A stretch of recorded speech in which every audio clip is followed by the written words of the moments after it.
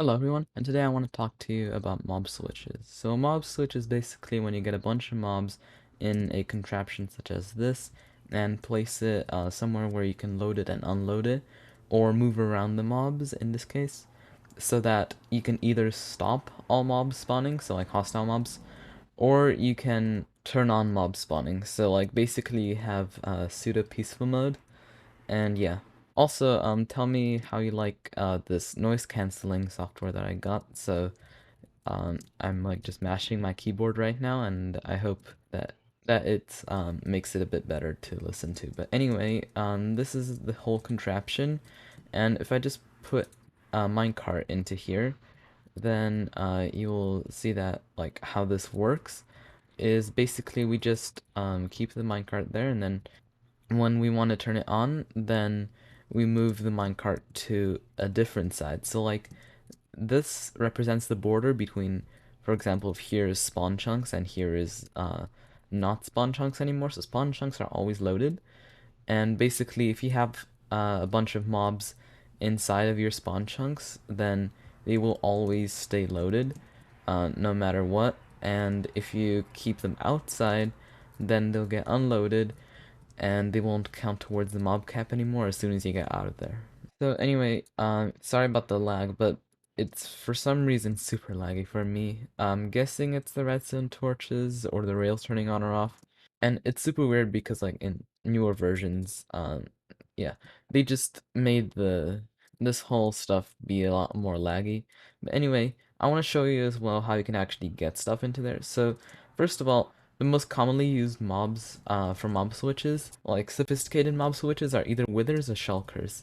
And shulkers are convenient because you can actually move them around. Withers, you have to keep them in one place, and you can either load them or unload them. Whereas shulkers, you can actually move around, which is, in my opinion, better than the loading and unloading, because if you have something loaded and then like you restart your server or your world or something, then it will get unloaded. You have to go back to that place and reload everything there.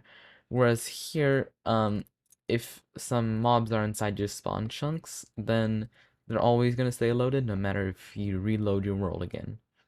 So let me show you how you can actually get any shulkers into here. So don't pay attention to this whole contraption setup thing, whatever. It was just what I was using to, first of all, spawn the shulkers and get them into a minecart. But like once you have a shulker in a minecart, basically you just roll them up into here and into this. So how you operate it is you put a rail there, and then you go over here and you send a shulker down there. So again, I'm using artificial methods of spawning the shulker, but yeah. Also, you should actually you should clear all the stuff down here so that you put them in the bottom ones first, so that you can work your way from bottom to top. But for the sake of just this tutorial, I'm just gonna be putting it on the very topmost layer. So basically what you have here is just a gap, right? And then some blocks to stop the shulkers from overshooting, and some rails. These are activator rails. They could also be maybe detector rails, I don't know. They just need to be non-power rails because they slow you down, and also they can't be these rails because they'll curve next to each other. So yeah, activator rails, in my opinion, are better because detector rails may mess with the rail configuration here. But anyway, yeah, you just send the shulker, so this button represents me sending the shulker into here, and then it will drop into here. Now, I already said that you should probably clear all these out here. Like, just go into each of the rows and clear out this front bit so that you can get the shulkers to drop down to the very bottom. And yeah, now it's in there. Now what you want to do is you go here and you break this rail and you place two rails like that. Okay? And now you send your next shulker in there, and you'll notice it actually skips that one and goes into the next one. Now you do the same thing. You break this rail and you place those two like that. So again, it was like this before.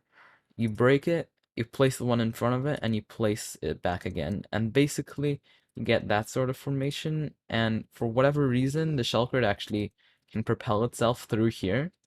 So, if I just keep doing this until the end, Also, one more thing, maybe you can automate this process. I did try around a bit. I didn't get anything that I was really happy with or that even worked at all. So, yeah, but anyway, now that should be all of them. And now, like, these should be at the bottom, as I already said. But now you would fill up this row and then this row and this row and this row and just keep going up all the way around. If you want a more in-depth explanation on how to do this, then stay tuned for my survival episodes. But anyway, yeah, it's kind of interesting how the minecart actually propels itself through here. So it doesn't actually lose any momentum, which is interesting. But anyway, if we come down here and press the button, then you'll see that the shulkers actually all move to the end there. See, so they're all on this side. And now they would be, I forgot which side was inside the spawn chunks. I think this was. So now it would be off because all the shulkers are outside of the spawn chunks. And mobs would be able to spawn if you just move away from here because as long as they're loaded, then mobs will still spawn. And if you press the button again and move them towards this side of the spawn chunks, then they will be inside the spawn chunks, and they'll will count towards the mob cap no matter where you are in the world, and you'll basically get like peaceful mode. And just saying you need 70 shulkers, which seems like a lot, and it is a lot, and it's going to take a very, very long time to get them all. And you need to build one of these contraptions for every player. So like for the next player, you just have to stack this either vertically or put them right next to each other. I would suggest maybe put them right next to each other so that you could control each of them individually so that you don't have too many mobs loaded if you don't have all of your players online. But yeah, basically 70 shulkers per player. And the reason it's shulkers is because shulkers are part of a group of mobs that count towards the mob cap but don't despawn. So like if you put any random mobs in there, so say like a zombie or something, then they will like if you move away, then they'll despawn. Okay, so but shulkers don't despawn obviously because if they despawn, then they despawn as soon as you get into the range of the end cities. So shulkers don't despawn, elder guardians also don't despawn, and withers.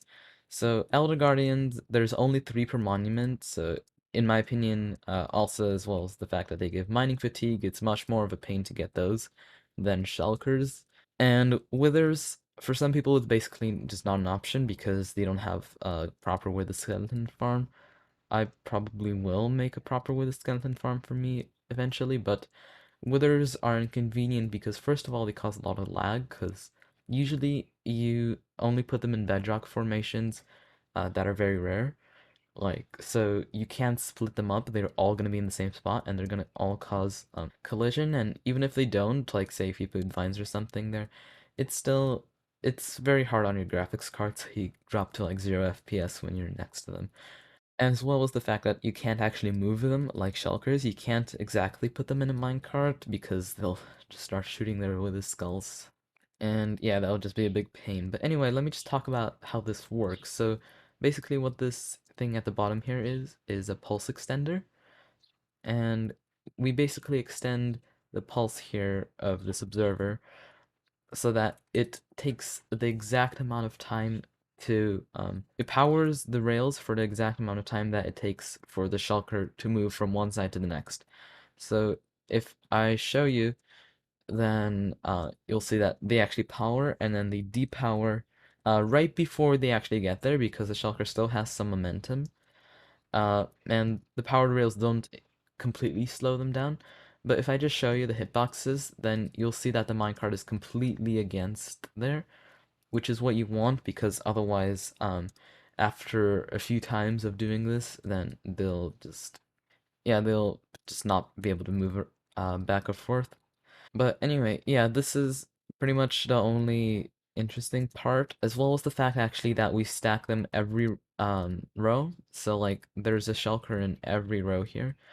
Because before what you would see with mob switches, like on Psycraft, that you would have a shulker and then an empty space between them and another shulker and an empty space and so on. And that's because I'm pretty sure the shulkers there's something about them that they don't like being next to each other or something, so they might teleport or something like that. I don't exactly remember, so I'm sorry about that. But anyway, this fixes that issue by lowering one of them down, and also it's a bit easier with the torches, because then you can actually have them like this, because the torches, they would only work if they were in that exact configuration. So that's that. Also, you can't make it much denser vertically. Like technically you could lower it down one more time, but then the whole pattern with the torches doesn't work. But anyway, yeah, I'm convinced that this is a pretty good mob switch for your world, assuming you can get the shulkers, of course, and I think it's pretty nice and sleek and compact. I used neutral colors, so like white and stuff. You could change it to whatever you want, obviously, of course. But anyway, yeah, that's gonna be it for today. I really hope you enjoyed this, and I'll see you in the next one. Bye.